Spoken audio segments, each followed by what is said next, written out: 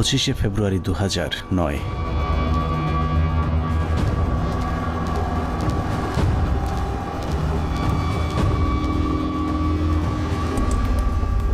মহাজোট সরকার ক্ষমতায় আসার মাস দেড়েকের মাথায় বর্বরতম এক হত্যাকাণ্ডের মাধ্যমে ভেঙে দেয়া হয় সীমান্তে উঁচু করে যারা শত্রুর সামনে প্রাচীর হয়ে থাকত তাদের মেরুদণ্ড।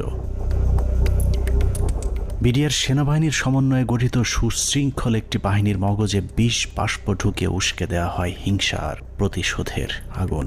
সেই আগুনেই পুড়েছে বিশ্বাস, আস্থা আর ভালোবাসায় তৈরি করা সাজানো গোছানো এক সুখের ঘর। পিলখানায় লাগা সে আগুনে শুধু যে 57 সেনা কর্মকর্তাই পুড়েছে তা নয়, সেই সাথে পুড়েছে কয়েক হাজার জওয়ানের সুখ, স্বপ্ন, সংসার। সীমান্ত অরক্ষিত করে ওদেরকে রক্ষিত করা হয়েছে কারার